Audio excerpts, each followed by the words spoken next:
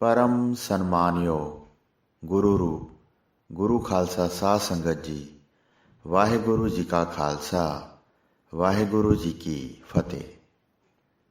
श्री चंद्र प्रकाश विच श्री प्रताप हरी जी बेदी जी ने लिखा है कि जद बाबा श्री चंद जी महाराज बारठ जिला गुरदासपुर विच आए तां इत्थे एक चरपटनाथ जोगी रहिंदा सी। ਉਹ ਬਾਬਾ ਸ਼੍ਰੀ ਚੰਦ ਜੀ ਦੇ ਨਾਮ ਤੋਂ ਅਤੇ ਸ਼ਕਤੀ ਤੋਂ ਚੰਗੀ ਤਰ੍ਹਾਂ ਜਾਣੂ ਸੀ। ਉਸਨੇ ਬਗੀਚੀ ਵਿੱਚੋਂ ਆਪਣੇ ਚੇਲੇ ਦੇ ਹੱਥ ਇੱਕ ਅੰਬ ਪ੍ਰਸ਼ਾਦ ਦੇ ਤੌਰ 'ਤੇ ਭੇਜਿਆ ਤਾਂ ਧਰਮਚੰਦ ਜੀ ਨੇ ਉਸ ਨੂੰ ਆਖਿਆ ਕਿ ਬਾਬਾ ਜੀ, ਧਰਮਚੰਦ ਜੀ ਅਤੇ ਕਮਲੀਆ ਜੀ, ਅਸੀਂ 3 ਆਦਮੀ ਹਾਂ। ਇਹ ਤਿੰਨੀ ਥਾਈਂ ਕਿਸ ਤਰ੍ਹਾਂ ਵੰਡੀਏ? ਜੇ 3 ਅੰਬ ਹੋਣ ਤਾਂ ਭੇਜੋ। ਚਰਪਟ ਨੇ ਮੁੜਮਾ ਉੱਤਰ ਭੇਜਿਆ ਕਿ ਮੇਰੇ ਪਾਸ ਤਾਂ ਇੱਕੋ ਹੀ ਅੰਬ ਹੈ, ਜੇ ਬਹੁਤੇ ਚਾਹੀਦੇ ਹਨ ਤਾਂ ਤੁਸੀਂ ਨਵਾਂ ਬਗੀਚਾ ਲਾ ਲਓ। ਬਾਬਾ ਸ਼੍ਰੀ ਚੰਦ ਜੀ ਨੇ ਉਸ ਦਾ ਉੱਤਰ ਸੁਣ ਕੇ ਉਸ ਦਾ ਹੰਕਾਰ ਤੋੜਨ ਲਈ ਉਸੇ ਹੀ ਅੰਬ ਨੂੰ ਨਿਚੋੜ ਕੇ ਨਾਲ ਦੀ ਪਈ ਖਾਲੀ ਖੇਤੀ ਵਿੱਚ ਛਿੜਕਾ ਦਿੱਤਾ, ਜਿਸ ਨਾਲ ਰਾਤੋਂ ਹੀ ਰਾਤ ਬਗੀਚੀ ਅੰਬਾਂ ਨਾਲ ਭਰਪੂਰ ਹੋ ਗਈ। ਜਦ ਦਿਨ ਚੜ੍ਹਿਆ ਤਾਂ ਲੋਕਾਂ ਨੇ ਵੇਖਿਆ ਕਿ ਇਹ ਬਗੀਚੀ ਕਿੱਥੋਂ ਆ ਗਈ ਹੈ ਅਤੇ ਸਾਰੇ ਅੰਬ ਵੀ ਪੱਕੇ ਰਸੇ ਪਏ ਹਨ। ਜਦ ਚਰਪਟਨਾਥ ਨੇ ਇਹ ਕੌਤਕ ਸੁਣਿਆ ਤੇ ਵੇਖਿਆ ਤਾਂ ਉਹ ਸ਼ਰਮ ਦਾ ਮਾਰਿਆ ਹੋਇਆ ਚੰਬੇ ਨੂੰ ਚਲਾ ਗਿਆ। ਮਗਰੋਂ ਉਸ ਦੀ ਬਗੀਚੀ ਸੁੱਕ ਗਈ। ਫਿਰ ਬਾਬਾ ਜੀ ਨੇ ਸੰਗਤਾਂ ਨੂੰ ਫਰਮਾਇਆ ਕਿ ਇਸ ਦਾ ਫਲ ਸਾਰੇ ਵੰਡ ਕੇ ਛਕਿਆ ਕਰੋ, ਨਹੀਂ ਤਾਂ ਸੁੱਕ ਜਾਵੇਗੀ। ਅਤੇ ਬਾਬਾ ਸ਼੍ਰੀ ਚੰਦ ਜੀ ਨੇ ਇੱਥੇ ਬੇਰੀ ਦੀ ਦਾਤਣ ਕਰਕੇ ਗੱਡ ਦਿੱਤੀ ਸੀ, ਜੋ ਉਹ ਹਰੀ ਹੋ ਗਈ ਸੀ ਅਤੇ ਇੱਕ ਬੇਰੀ ਦਾ ਭਾਰੀ ਬਿਰਛ ਬਣ ਕੇ ਅੱਜ ਵੀ ਗੁਰਦੁਆਰਾ ਬਾਰਠ ਸਾਹਿਬ ਵਿਖੇ ਸੁਸ਼ੋਭਿਤ ਹੈ। ਅਤੇ ਜਿੱਥੇ ਬਾਬਾ ਸ਼੍ਰੀ ਚੰਦ ਜੀ ਬੈਠੇ ਸਨ ਉੱਥੇ ਇਹ ਅਸਥਾਨ ਵੀ ਮੌਜੂਦ ਹੈ। ਜਦ ਬਾਬਾ ਜੀ ਕਸ਼ਮੀਰ ਪਹੁੰਚੇ ਤਾਂ ਨਿੱਧਰੇ ਹੀ ਧੂਣਾ ਲਾ ਕੇ ਬੈਠ ਗਏ। ਸੰਗਤਾਂ ਵੀ ਆਣ ਕੇ ਦਰਸ਼ਨ ਕਰਨ ਤੇ ਪ੍ਰਸੰਨ ਹੋਣ। ਇੱਥੋਂ ਦਾ ਹਾਕਮ ਯਕੂਬ ਖਾਂ ਜ਼ਬਰਦਸਤੀ ਹਿੰਦੂਆਂ ਨੂੰ ਆਪਣੀ ਸ਼ਰ੍ਹਾ ਵਿੱਚ ਲਿਆਉਣ ਦੇ ਯਤਨ ਕਰੀ ਜਾ ਰਿਹਾ ਸੀ। ਹਜ਼ਾਰਾਂ ਹਿੰਦੂ ਮੁਸਲਮਾਨ ਕਰ ਛੱਡੇ ਸੀ, ਜੋ ਨਹੀਂ ਸੀ ਹੁੰਦਾ ਮਰਵਾਈ ਜਾਂਦਾ ਸੀ। ਤਾਂ ਜਦ ਹਿੰਦੂ ਪਤਵੰਤਿਆਂ ਨੂੰ ਬਾਬਾ ਜੀ ਦੇ ਆਏ ਦਾ ਪਤਾ ਚੱਲਿਆ, ਉਹਨਾਂ ਨੇ ਆਣ ਕੇ ਬੇਨਤੀ ਕੀਤੀ ਕਿ ਦੀਨਾਨਾਥ ਪ੍ਰਭੂ ਜੀ, ਇੱਥੋਂ ਦਾ ਹਾਕਮ ਯਕੂਬ ਖਾਂ ਬਹੁਤ ਅਤ ਕਰ ਰਿਹਾ ਹੈ, ਹਿੰਦੂ ਧਰਮ ਖਤਮ ਹੋ ਰਿਹਾ ਹੈ, ਮਿਹਰ ਕਰੋ ਅਤੇ ਹਿੰਦੂ ਧਰਮ ਦੇ ਰਕਸ਼ਕ ਬਣੋ। ਕੰਨਿਆ ਦੀ ਇੱਜ਼ਤ ਮਿੱਟੀ ਵਿੱਚ ਰੁਲ ਰਹੀ ਹੈ, ਮੰਦਰ ਸਭ ਬੰਦ ਕਰ ਰੱਖੇ ਹਨ, ਆਰਤੀ ਪੂਜਾ ਨਹੀਂ ਹੋ ਰਹੀ।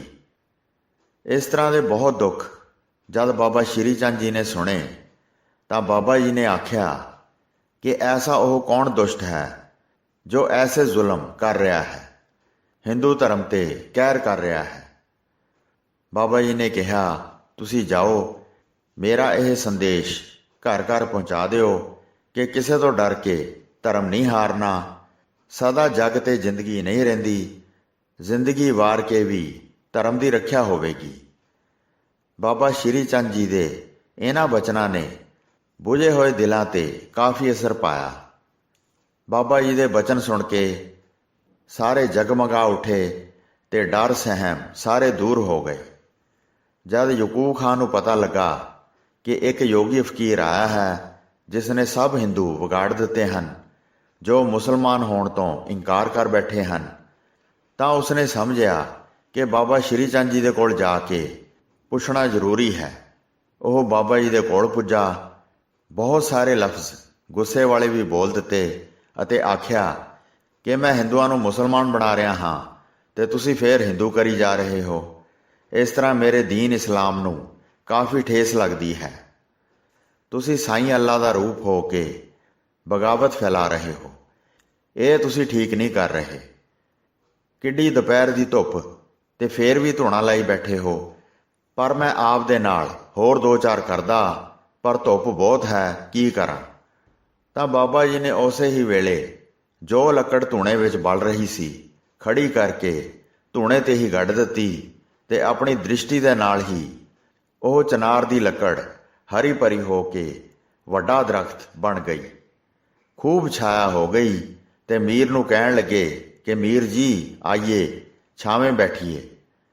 ਤਾਂ ਇਹ ਕੌਤਕ ਵੇਖਦਿਆਂ ਹੀ ਮੀਰ ਯਕੂਬ ਖਾਂ ਦੀ ਹੋਸ਼ ਟਿਕਾਣੇ ਆ ਗਈ ਤੇ ਵੇਖਿਆ ਕਿ ਉੱਪਰੋਂ ਲੱਕੜ ਜਲ ਰਹੀ ਹੈ, ਹੇਠੋਂ ਹਰੀਆਂ ਹਰੀਆਂ ਲੰਗਰਾਂ ਵੱਧ ਰਹੀਆਂ ਹਨ ਤੇ ਛਾਇਆ ਹੋ ਰਹੀ ਹੈ। ਇਹ ਕੌਤਕ ਵੇਖ ਕੇ ਉਹ ਚਰਨਾਂ ਤੇ ਢਹਿ ਪਿਆ, ਹੱਥ ਜੋੜ ਕੇ ਮਾਫ਼ੀ ਮੰਗੀ ਕਿ ਮੈਨੂੰ ਬਖਸ਼ ਲਓ, ਮੈਂ ਭੁੱਲ ਗਿਆ, ਮੇਰੀ ਭੁੱਲ ਨੂੰ ਮਾਫ਼ ਕਰ ਦਿਓ, ਮੈਂ ਗੁਨਾਹੀ ਹਾਂ, ਮੇਰੇ ਗੁਨਾਹ ਬਖਸ਼ ਦਿਓ। ਆਪ ਜੀ ਤਾਂ ਅੱਲਾ ਦਾ ਰੂਪ ਹੋ। ਤਾਂ ਬਾਬਾ ਜੀ ਨੇ ਉਪਦੇਸ਼ ਕੀਤਾ ਕਿ ਇਹ ਸਭ ਖਲਕਤ ਉਸੇ ਹੀ ਖੁਦਾ ਦੀ ਬਣਾਈ ਹੋਈ ਹੈ, ਜੋ ਉਸ ਨੂੰ ਚੰਗਾ ਲੱਗਾ ਸੋ ਉਸ ਨੇ ਪਹਿਲੇ ਹੀ ਬਣਾ ਦਿੱਤਾ ਹੋਇਆ ਹੈ। ਇਹ ਕਿਸੇ ਬੰਦੇ ਦਾ ਨਹੀਂ ਬਣਾਇਆ ਹੋਇਆ ਹੈ ਕਿ ਮੈਂ ਇਸ ਤਰ੍ਹਾਂ ਕੀਤਾ ਹੈ ਤੇ ਹੁਣ ਇਸ ਨੂੰ ਬਦਲ ਕੇ ਮੈਂ ਇਸ ਤਰ੍ਹਾਂ ਕਰ ਦਿਆਂਗਾ। ਉਹ ਬੰਦਾ ਨਹੀਂ ਹੈ, ਉਹ ਖੁਦਾ ਹੈ, ਜਿਸ ਦੀ ਕੋਈ ਜਾਤ ਨਹੀਂ, ਕੋਈ ਗੋਤ ਨਹੀਂ, ਨਾ ਕੋਈ ਉਸ ਦਾ ਮਜ਼ਹਬ ਹੈ, ਨਾ ਉਹ ਹਿੰਦੂ ਹੈ ਤੇ ਨਾ ਹੀ ਉਹ ਮੁਸਲਮਾਨ ਹੈ। ਸਭ ਸੂਰਤਾਂ ਵਿੱਚ ਉਸੇ ਹੀ ਖੁਦਾ ਦਾ ਨੂਰੀ ਜਲਵਾ ਹੈ। ਇਸ ਵਾਸਤੇ ਸਭ ਖੁਦਾ ਦਾ ਨੂਰ ਹੈ। ਸਭ ਨਾਲ ਪਿਆਰ ਕਰੋ, ਖੁਦਾ ਦਾ ਰੂਪ ਜਾਣੋ ਤੇ ਸਭ ਦਾ ਸਤਿਕਾਰ ਕਰੋ। ਬਾਬਾ ਜੀ ਦੇ ਇਹਨਾਂ ਉਪਦੇਸ਼ਾਂ ਨੇ ਯਕੂਬ ਖਾਂ ਦੇ ਹਿਰਦੇ ਨੂੰ ਮੌਮ ਕਰ ਦਿੱਤਾ। ਸੋ ਇਸ ਤਰ੍ਹਾਂ ਅੱਗੇ ਤੋਂ ਜਾਤ ਪਾਤ ਦਾ ਵਿਤਕਰਾ ਛੱਡ ਦਿੱਤਾ ਤੇ ਸਭ ਨੂੰ ਇੱਕੋ ਨਜ਼ਰ ਨਾਲ ਵੇਖਣ ਲੱਗ ਪਿਆ। ਜੋ ਸਖਤੀਆਂ ਪਾਬੰਦੀਆਂ ਲਾਈਆਂ ਹੋਈਆਂ ਸਨ, ਸਭ ਦੂਰ ਕਰ ਦਿੱਤੀਆਂ। ਉਸ ਦਿਨ ਤੋਂ ਮੰਦਰਾਂ ਦੇ ਦਰਵਾਜ਼ੇ ਖੁੱਲ੍ਹ ਗਏ। ਪਾਠ ਪੂਜਾ, ਆਰਤੀਆਂ, ਸੰਖ, ਘੜਿਆਲ, ਟੱਲ ਟੱਲੀਆਂ ਦੀ ਆਵਾਜ਼ ਮੰਦਰਾਂ ਵਿੱਚ ਗੂੰਜ ਉੱਠੀ। ਸੋ ਇਹ ਬਖਸ਼ਿਸ਼ ਹੈ ਬਾਬਾ ਸ਼੍ਰੀ ਚੰਦ ਜੀ ਦੇ ਪ੍ਰਤਾਪ ਦੀ। ਜਦ ਯਕੂਬ ਖਾਂ ਨੂੰ ਉਪਦੇਸ਼ ਦੇ ਕੇ ਚਲੇ ਗਏ ਤਾਂ ਦੂਸਰੇ ਦਿਨ ਨਗਰ ਕਸ਼ਮੀਰ ਵਿਖੇ ਧੂਣਾ ਲਾਈ ਬੈਠੇ ਸਨ। ਦੂਸਰੇ ਦਿਨ ਇੱਕ ਰੇਣਕਾ ਨਦੀ ਕੋਲ ਇੱਕ ਪੰਡਤਾਣੀ ਦਾ ਲੜਕਾ, ਜੋ ਮੁਸਲਮਾਨ ਦੀਨ ਇਸਲਾਮ ਨਾ ਮੰਨਣ ਕਰਕੇ ਮਰਵਾ ਦਿੱਤਾ ਸੀ, ਧੰਨਾ ਸਿੰਘ ਰੰਗੀਲੇ ਦੀ ਲਿਖਤ ਅਨੁਸਾਰ ਉਸ ਲੜਕੇ ਦੀ ਅਰਥੀ ਜਦ ਬਾਬਾ ਜੀ ਦੇ ਧੂਣੇ ਕੋਲੋਂ ਦੀ ਲੰਘ ਰਹੀ ਸੀ ਤਾਂ ਬਾਬਾ ਜੀ ਦੇ ਧੂਣੇ ਕੋਲ ਅਰਥੀ ਰੱਖ ਦਿੱਤੀ ਤੇ ਸਭ ਨੇ ਬੇਨਤੀ ਕੀਤੀ ਕਿ ਮਹਾਰਾਜ ਜੀ, ਇਸ ਵਿਚਾਰੀ ਪੰਡਤਾਣੀ ਦਾ ਇਹ ਇੱਕ ਪੁੱਤਰ ਸੀ, ਇਹ ਵੀ ਅੱਖਾਂ ਸਾਹਮਣੇ ਨਹੀਂ ਰਿਹਾ, ਜੋ ਇਸ ਪਾਪੀ ਹਕੂਮਤ ਨੇ ਨਹੀਂ ਛੱਡਿਆ ਤੇ ਮਾਰ ਦਿੱਤਾ ਹੈ। ਜੇਕਰ ਆਪ ਜੀ ਕਿਰਪਾ ਕਰੋ ਤਾਂ ਕਰ ਸਕਦੇ ਹੋ, ਇਸ ਦਾ ਹੋਰ ਕੋਈ ਸਹਾਰਾ ਨਹੀਂ ਹੈ, ਇਹ ਬਹੁਤ ਗਰੀਬ ਹੈ। ਜਦ ਸਭਨਾਂ ਨੇ ਬਾਬਾ ਜੀ ਦੇ ਅੱਗੇ ਇਸ ਤਰ੍ਹਾਂ ਬੇਨਤੀਆਂ ਕੀਤੀਆਂ ਤਾਂ ਬਾਬਾ ਜੀ ਧੂਣੇ ਤੋਂ ਉੱਠੇ, ਬੱਚੇ ਦੀ ਅਰਥੀ ਕੋਲ ਜਾ ਖੜੇ ਹੋਏ। ਇੱਕ ਪਲਕ ਅੱਖਾਂ ਬੰਦ ਕੀਤੀਆਂ ਤਾਂ ਫੌਰਨ ਧਰਮਰਾਜ ਦੇ ਫਰਿਸ਼ਤੇ ਕੋਲੋਂ ਜਾ ਕੇ ਪੰਡਤਾਣੀ ਦੇ ਬੱਚੇ ਦੀ ਰੂਹ ਵਾਪਸ ਲਿਆਂਦੀ। ਬੱਚੇ ਦੇ ਕਲਬੂਤ ਵਿੱਚ ਆਣ ਵਸੀ ਤਾਂ ਬਾਲਕ ਉਸੇ ਹੀ ਵੇਲੇ ਉੱਠ ਕੇ ਬੈਠ ਗਿਆ। ਸਭਨਾਂ ਨੇ ਬਾਬਾ ਜੀ ਦਾ ਧੰਨਵਾਦ ਕੀਤਾ, ਨਮਸਕਾਰਾਂ ਕੀਤੀਆਂ ਕਿ ਧੰਨ ਉਹ ਪਾਰਬ੍ਰਹਮ ਪ੍ਰਭੂ ਜਿਸ ਨੇ ਇਸ ਮਹਾਨ ਆਪਣੀ ਸ਼ਕਤੀ ਨੂੰ ਭੇਜਿਆ ਤੇ ਇਸ ਬੱਚੇ ਨੂੰ ਦੁਬਾਰਾ ਜੀਵਨ ਦਾਨ ਬਖਸ਼ਿਆ ਹੈ। ਸੋ ਅੱਜ ਵੀ ਇਸ ਬੱਚੇ ਦੇ ਪਰਿਵਾਰ ਦੀ ਸ਼ਾਖਾ ਕਸ਼ਮੀਰ ਵਿਖੇ ਆਬਾਦ ਹੈ ਅਤੇ ਨਾਲ ਹੀ ਇਹ ਵੀ ਕਹਿ ਦਿੱਤਾ ਕਿ ਬਸ ਅੱਗੇ ਤੋਂ ਐਸੀ ਪਾਪੀ ਦੁਸ਼ਟ ਹਕੂਮਤ ਦਾ ਸਫਾਇਆ ਹੋ ਜਾਏਗਾ ਅਤੇ ਧਰਮ ਦੇ ਨਿਸ਼ਾਨ ਸਦਾ ਹੀ ਝੂਲਦੇ ਰਹਿਣਗੇ ਅਤੇ ਆਰਤੀ ਪੂਜਾ ਦੇ ਸੰਖ ਘੜਿਆਲ ਵੱਜਦੇ ਰਹਿਣਗੇ। ਇਸੇ ਤਰ੍ਹਾਂ ਇੱਕ ਦਿਨ ਬਾਬਾ ਜੀ ਸਿੰਧ ਵਿੱਚ ਧੂਣਾ ਲਈ ਬੈਠੇ ਸਨ। ਸੰਗਤਾਂ ਦਰਸ਼ਨ ਕਰਕੇ ਪ੍ਰਸੰਨ ਹੋ ਰਹੀਆਂ ਸਨ।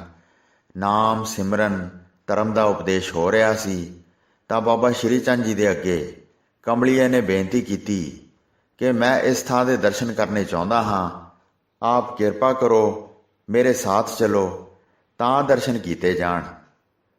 ਸਬਬ ਨਾਲ ਹੀ ਬਾਬਾ ਜੀ ਇੱਥੇ ਆਏ ਅਤੇ ਦਰਿਆ ਦੇ ਕਿਨਾਰੇ ਤੇ ਅੱਗੇ ਹੀ ਖੜੇ ਸਨ। ਬਾਬਾ ਜੀ ਦੇ ਮੁਖ ਤੋਂ ਨਿਕਲ ਗਿਆ ਕਿ ਕਮਲੀਆ ਜੀ, ਤੁਸੀਂ ਇਸ ਦਰਿਆ ਵਿੱਚ ਅੱਖਾਂ ਮੀਟ ਕੇ ਛਾਲ ਮਾਰ ਦਿਓ। ਤਾਂ ਉਸੇ ਹੀ ਵੇਲੇ ਕਮਲੀਆ ਜੀ ਨੇ ਛਾਲ ਮਾਰ ਦਿੱਤੀ ਤੇ ਜਗਨਨਾਥਪੁਰੀ ਕੋਲ ਸਮੁੰਦਰ ਦੇ ਅਗਲੇ ਕਿਨਾਰੇ ਜਾ ਨਿਕਲੇ। ਇੱਧਰ ਉੱਧਰ ਵੇਖ ਕੇ ਲੋਕਾਂ ਨੂੰ ਪੁੱਛਿਆ ਕਿ ਇਹ ਕਿਹੜਾ ਸਥਾਨ ਹੈ ਤਾਂ ਉਹਨਾਂ ਨੇ ਦੱਸਿਆ ਕਿ ਇਹ ਜਗਨਨਾਥਪੁਰੀ ਹੈ ਤੇ ਉਹ ਸਾਹਮਣੇ ਮੰਦਰ ਹੈ। ਤਾਂ ਕਮਲੀਆ ਜੀ ਮੰਦਰ ਵੱਲ ਤੁਰ ਪਏ। ਜਦ ਮੰਦਰ ਦੇ ਦਰਵਾਜ਼ੇ ਅੱਗੇ ਪੁੱਜੇ ਤਾਂ ਅੱਗੇ ਸ਼ਕਤੀਆਂ ਦੇ ਭੰਡਾਰ ਬਾਬਾ ਸ਼੍ਰੀ ਚੰਦ ਜੀ ਨੂੰ ਬੈਠਿਆਂ ਵੇਖਿਆ। ਪਰ ਚੰਗੀ ਤਰ੍ਹਾਂ ਜਾਣਦੇ ਸੀ ਬਾਬਾ ਜੀ ਦੀ ਸ਼ਕਤੀ ਨੂੰ ਕਿ ਸ਼ਕਤੀਆਂ ਦੇ ਅਥਾਹ ਵੱਡੇ ਸਾਗਰ ਹਨ ਤੇ ਧਨ ਹਨ। ਤਾਂ ਫੇਰ ਵੀ ਪੁੱਛਿਆ ਕਿ ਆਪ ਕਦੋਂ ਦੇ ਆ ਗਏ ਹੋ?